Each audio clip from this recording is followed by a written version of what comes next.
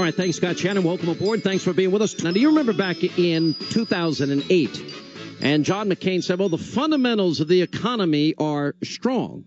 And that became literally a battle cry in the left-wing media. So here we have fewer people working, $5 trillion in debt. We're borrowing 40 cents of every dollar. We're creating virtually no jobs. Every time we get a revision, it's downward, 69,000 jobs. But we have hundreds of thousands of people leaving the workplace. The media doesn't cover that aspect of it. But they were all over John McCain back in 2008. Now, we've got a problem as it relates to information. And we've got a manipulation of the information that is all around the country. We got the new media, which, by the way, I support, and I support freedom of speech. And but now we've got big money people that are trying to influence the American people. And a lot of it is propaganda. For example, we talk a lot about George Soros. And we talk about Media Matters. Media Matters bragging that they write the scripts for NBC Nightly News on a daily basis. And we talk about how they have meetings on a weekly basis with the White House. The Daily Caller did this expose. Anyway, David Horowitz is our good friend, and he came out with a brand new book, The New Leviathan, which is, and it goes on, the left-wing money machine shapes American politics and threatens America's future. And he joins us on our newsmaker line right now. How bad is it in terms of the money, the influence, and people that are trying to impact how people think in this country? How bad is it? Well, Sean, Karl Rove has a blurb on this book, says, read this and be afraid. The problem is that the left is now institutionalized. The network we describe as the new Leviathan includes America's biggest and most venerable foundations. All the foundations that were built by the great American fortunes, great examples of American capitalism, are now controlled by the left. That includes the Ford Foundation, the Rockefeller Foundation, the Carnegie Foundation, the MacArthur Foundation, the Kellogg Foundation, the Hewlett Foundation, the Packard Foundation. This book just will turn everything that you thought you knew on its head. It's not the right that has the money that's in place. Now, I'm not talking about the money that goes to candidates in an election year, although there's an element of that, too. I'm talking about the money that shapes the entire political debate, the issues that we confront. There are 115 left-wing foundations with $104 billion in assets. That's 10 times the total for the conservative foundations. The conservative foundations number 75, and they have $10 billion. Or put it another way, the Bill and Melinda Gates Foundation alone has 3 times the assets of all 75 conservative foundations put together. And that's only one of 115 progressive foundations. Then there are the government unions, which are just scarfing up tax dollars to fund their political campaigns. They contributed, now you want to talk about election cycle, $400 million, and that's not in counting the volunteers that they supply and the 100,000 political workers on the ground. $400 million in the last presidential election. So what you have here is it's a permanent. These people are here permanently. The foundations are self-perpetuating. They're not accountable to anybody. They have boards and of course the new board members are appointed by the boards. So the takeover of these foundations by the left is permanent, and it goes through every Let me see if I can focus you, cycle. Because you have this is like so many authors, and this is breaking new ground, so I want to keep you as focused as I can, and I was up late into the night reading the book. What you say this is about is a network of billion-dollar tax-exempt foundations, all these advocacy think tanks, Center for American Progress, Media Matters. I mean, these are ones that people know, and you list many, many others. Totally integrated. Well, this is the point. And what you say is that work in concert with government unions, grassroots radical groups to make up the organizational core of the political left. But you also go a step further, and that is that they are in touch with the highest levels of government now. they are deeply connected to the Obama White House.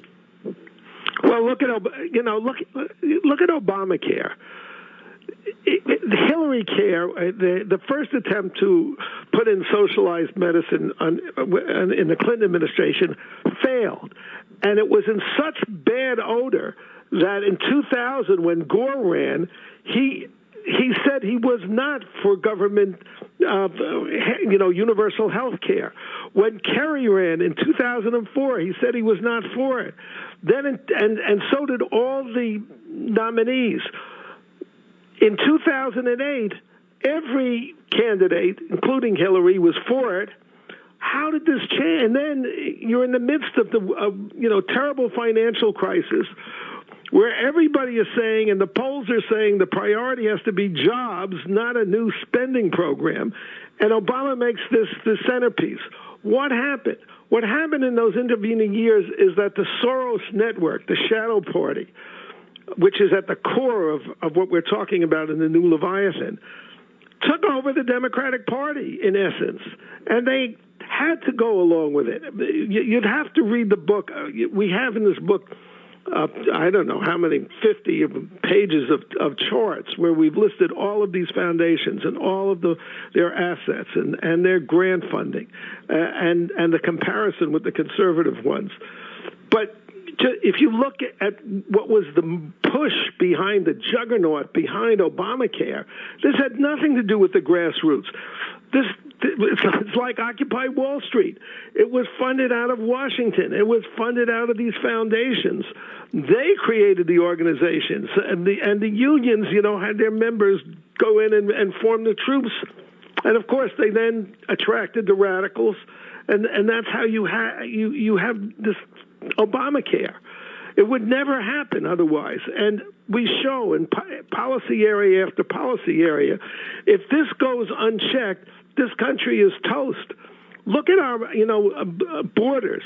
Most fundamental area, that is how you define an American citizen.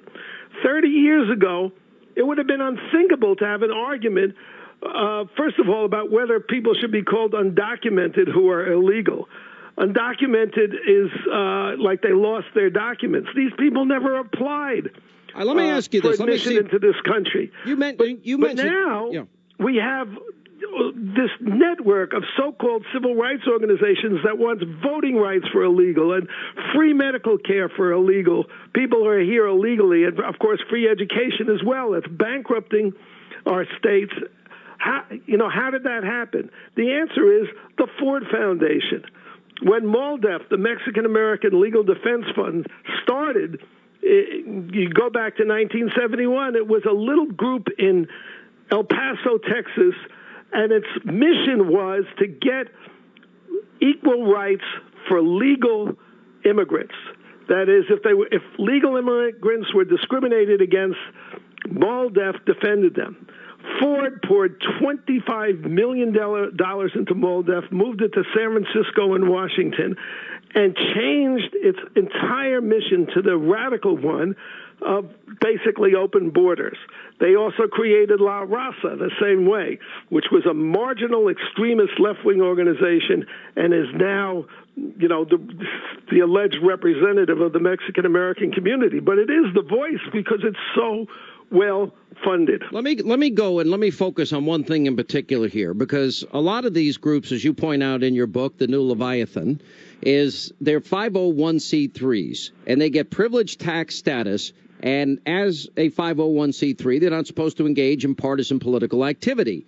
Now, one group that you mentioned, and by the way, I don't mind free speech. I don't care if these groups are out there, but let's not say that they're not partisan, like Media Matters, for example, or the Center for American Progress. I don't care. I understand John Podesta's a left-winger. Okay, fine. But you pointed out in the book that he got $3 million in seed money from Soros, and it was originally billed as a progressive think tank. Are they a 501c3? Is Media Matters a 501c3? Where we are now is these organizations will have 501c3s, they'll have C4s, which allows them to lobby, There'll be 527s, which means they can get involved in political campaigns. But you're right. But you go through a whole list of these, for example, in the book here, and you talk about how they were really put in place to help the Obama campaign. For example, you talk about the Public Interest Research Group. You talk about Project Vote, which is, as you call, a wholly owned subsidiary of the left. Of Acorn. Yeah. Of Acorn. And then it goes. Then you talk the connection between Acorn and the SEIU, the Woods fund trajectory and all their money, and you call it the progressive money machine. So there's a whole series of these that have been set up. How many billions of dollars are you talking about of money that is being spent to influence people? Quote, all in the name of bipartisanship. It's worse. As I said, there's $100 billion in assets. If you just take the environmental issue. It's $500 million that is spent annually on left-wing extremist, anti-capitalist environmentalist groups. There are conservative, pro-free market environmental groups, but there are only like 9 of them. Their assets are tiny. They have but it's not just their money. The left then goes to the government, and they get the Democratic politicians, and they sucker in conservative ones, Republican ones, to vote them more money. So we have a chart in here of the federal grants. The left-wing environmental groups get $555 million a year in federal grants. The conservative, like the Free Enterprise Institute ones, they get a total of $1 million. So that's a ratio of 462 to 1. So taxpayers through the government are funding. I mean, this is part of funding the left. Conservatives always talk about defunding the left, but it never seems to happen. Conservative Republicans, legislators have got to focus on this problem because it's metastasizing. With Soros's entry, what he has done is really forged this coalition in an active way, so that if you want to talk about the Communist Party of the left, this is it. We called it the new Leviathan, but this is really it. They have 64 foundations. It's called the Peace and Security Funders Group. 64 $100 million, some $1 billion foundations focused on national security, actually on undermining our national security. It's incredibly powerful, and nobody has paid any attention to it. How active is Soros in all of this, and what is his goal? He's a socialist. I think all these groups see America as the problem. We're the national. If the world has a national security problem, not if there's an international security problem, it's the United States that's the problem and has to be kept in check. If the environment, if there's a problem in the environment, it's the United States because it's so rich and consumes so much energy and so forth. That's the problem. Wherever you look, we're the problem. And Soros has said that American supremacy, that's the way he describes it, is the number one problem in the world. Actually, America's dwindling its supremacy. It's in decline internationally thanks to Obama and these leftists. That's the biggest problem, the decline. Yeah. Because if you don't have a power enforcing the peace, there is not going to be any peace.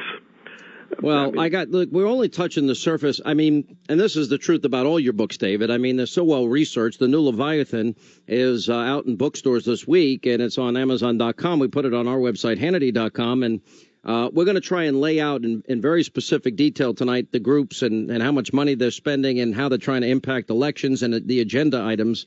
But as always, David, we love having you on. This is a much more important book, Sean, than the one I did on the Shadow Party, important as that was. Well, I agree with you. I mean, I learned more in this book than I had learned. I knew all these groups existed, knew all the money came from, but, you put it all together in this. We better pay attention to this. It is scary. Karl Rove's comments are right. They're dead on. So anyway, David, we'll have you on TV tonight as always. Thank you, my friend. Thank you, Sean. The new Leviathan, David Horowitz. Quick break, right back, and we'll get to your phone calls. And later on, we're looking at a Senate primary in the Commonwealth of Virginia tomorrow with Senator George Allen and much more. Straight ahead.